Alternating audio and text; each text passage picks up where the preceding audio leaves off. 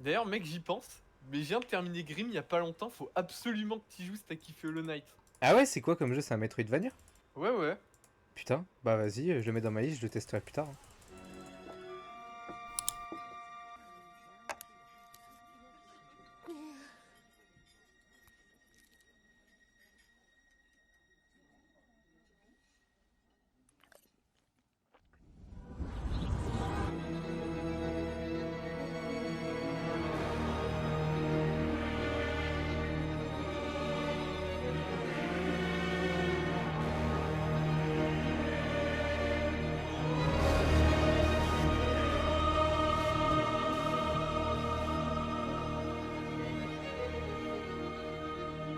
Bon, vous l'avez compris, aujourd'hui on va parler de Grim. Ah, c'est pour ça l'intro avec le titre là? Oui, bien joué Captain Obvious, bien joué.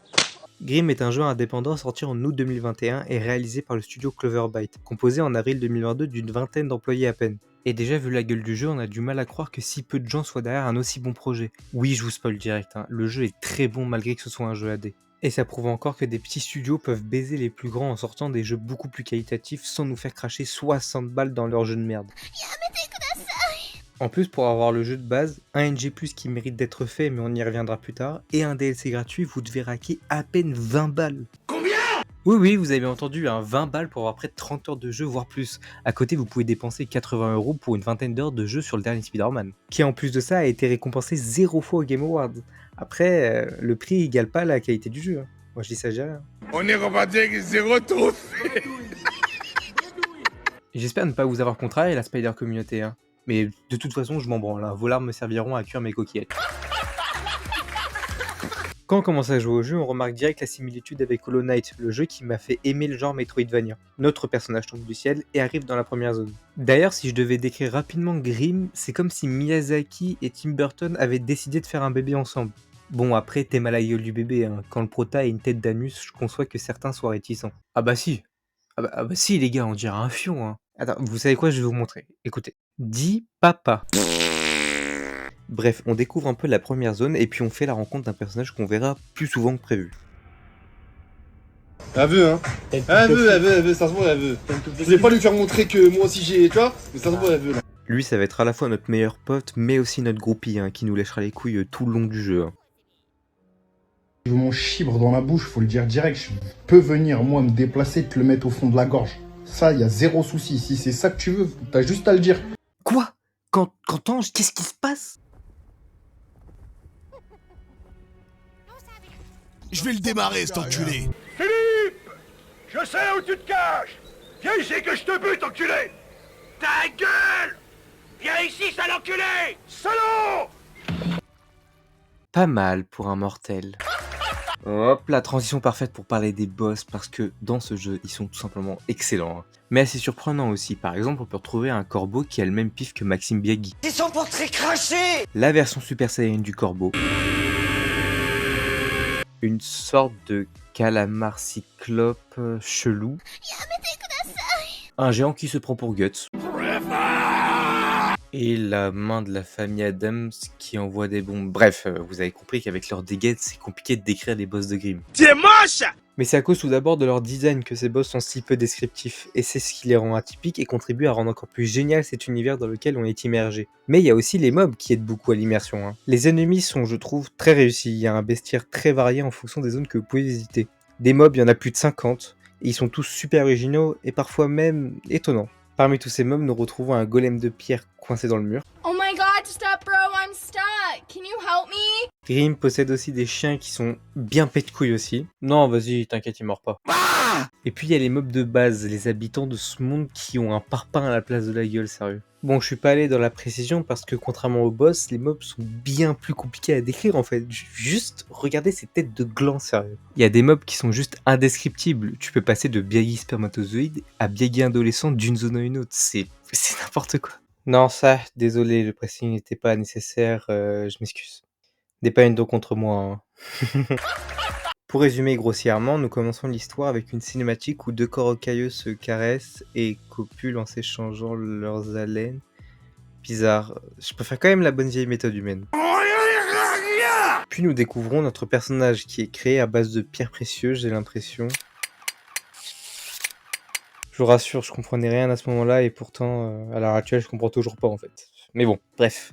En parlant avec quelques PNJ sur la route, on comprend rapidement que nous possédons le corps de quelqu'un d'important dans ce monde. Et par conséquent, nous allons devoir nous balader dans ce monde étrange afin de comprendre qui était cette personne et pourquoi sommes-nous devenus comme ça. Voilà à peu près le speech de Grim, mais avant tout je tiens à rappeler que ce jeu est un Metroidvania. C'est un jeu où vous allez énormément explorer et faire des allers-retours à travers toutes les zones jusqu'à trouver le pouvoir requis afin de débloquer le passage qui t'empêchait de continuer l'histoire. Faut savoir que Grim est ma deuxième expérience dans le genre. J'ai fait Hollow Knight précédemment comme j'ai dit plus tôt dans la vidéo et ce jeu me laisse des séquelles, pas des séquelles négatives mais plutôt des séquelles positives. J'ai adoré Hollow Knight. Petit aparté, mais si vous avez envie de tester le genre dans Grim ou dans Hollow Knight, je vous conseille quand même Grim au départ parce que je le trouve un peu moins bon que Hollow Knight pour aller faire cette masterclass derrière car Hollow Knight en fait c'est le jeu indé par excellence, il est juste parfait. Voilà, c'est devenu un de mes jeux préférés, il faut y jouer. Revenons-en à Grim, mais comme son confrère, c'est un jeu qui ne prend pas le joueur par la main. Il est même plutôt libre de choisir la direction qu'il veut tant qu'il possède le pouvoir requis qui lui permet d'avancer. Et juste pour ce point-là, le jeu n'est pas à mettre entre toutes les mains, c'est énormément de mémorisation et de rigueur pour se souvenir de chaque recoin de la map.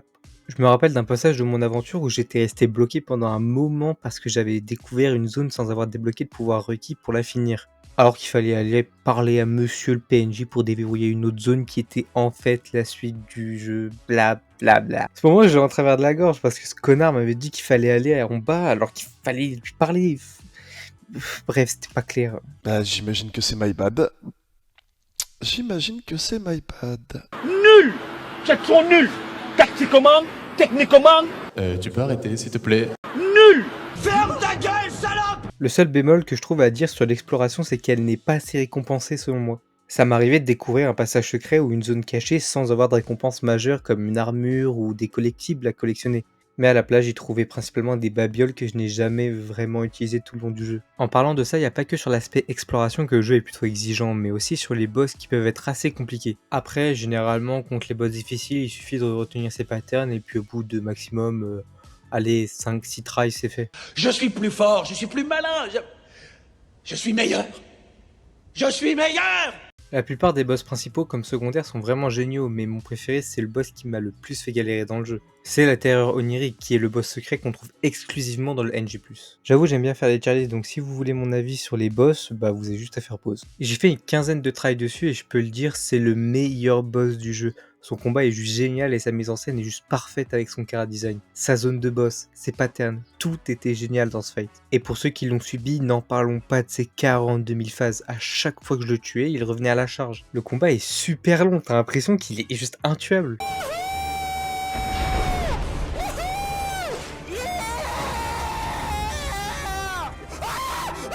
Je change pas d'avis depuis mon test sur Dark Souls 3, mais la difficulté est tout sauf un défaut pour moi. Si elle est bien maîtrisée bien sûr, et pas injuste comme une perte de co sur un jeu multi ou encore un bug qui t'empêche de jouer. Pour moi, la difficulté qu'un joueur devrait chercher, c'est celle qui te fait réfléchir et apprendre par la défaite, et c'est ce qu'on retrouve principalement dans les Souls et en l'occurrence dans Grim. Ce genre de moment qui te fait jouir quand tu réussis à vaincre le boss que t'affrontes depuis longtemps. Ça, j'aime trop. Voilà qui fait comment j'ai la barre. Je n'en ai pas encore parlé, mais un des points qui m'a le plus charmé dans ce jeu, c'est son gameplay. Nous retrouvons les mécaniques d'amélioration et de personnalisation que nous avons aussi dans les Souls. Dans Grim, nous avons la santé, l'endurance, la force et la dextérité qui ne sont pas nouveaux, mais aussi la résonance qui fait office de magie. Par conséquent, le choix de l'arme que vous utiliserez varie en fonction des améliorations que vous ferez envers votre personnage. Niveau combat, vous avez deux types d'attaques dans le jeu. Les rouges, celles que vous devez impérativement esquiver, sinon ça fait mal. Oui. Et les normales que vous devez absorber pour faire des dégâts aux ennemis, mais aussi pour remplir ces jauges qui permettent de se soigner. En gros, vous devez sucer un max pour récupérer de la vie. Ouais, j'avoue que c'est un peu sauce de dire ça. Hein. Je vais tous les sucer. Ce que j'ai kiffé dans le gameplay, c'est qu'il change au fur et à mesure que vous avancez dans le jeu. Quand vous tuez des boss principaux, vous obtenez des nouvelles compétences qui vous permettent d'aborder les futures zones et boss d'une manière différente, ce qui rend les combats encore plus stylés et plutôt distincts.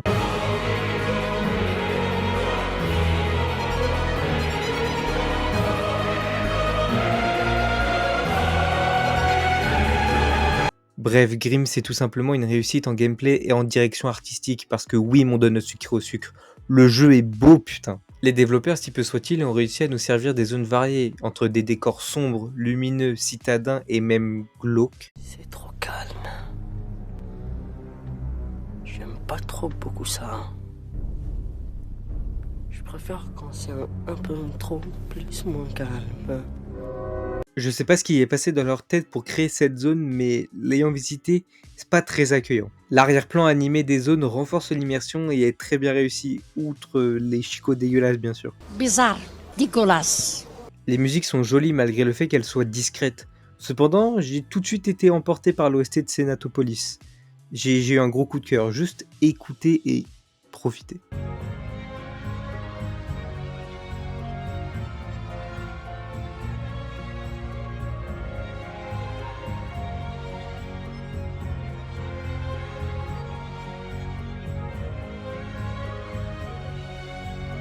Je pense que vous mentez si vous dites que elle vous fait rien cette musique, elle est juste sublime. Ça m'arrive même des fois à l'écouter en arrière-plan quand je taffe ou quand je révise mes cours. Non, elle est incroyable.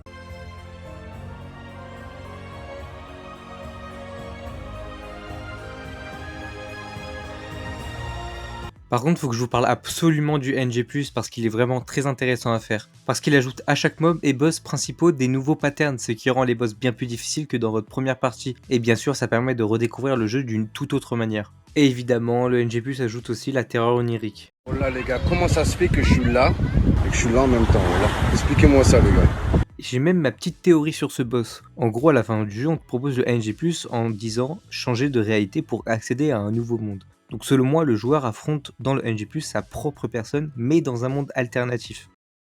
Tu vois ce que je veux dire ou pas? De plus, le codex que je vous ai montré précédemment ajoute à chaque bestiole une description qui raconte une histoire sur le mob, ce qui nourrit davantage le lore du jeu, ce que je trouve même plutôt cool en fait. De toute façon, vous serez obligé de faire H24 des théories dans ce jeu pour comprendre le lore, vu comment il est compliqué à décrypter.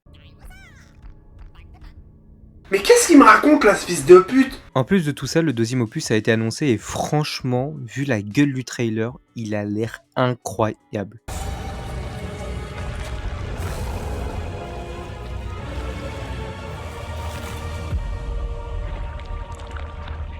Pas de date de sortie pour l'instant, mais je trouve qu'avec ce trailer, on mange déjà très bien. Voilà, pour conclure, qu'est-ce que je peux dire je peux dire que les développeurs de Clover Byte ont créé un bon bébé. Voilà.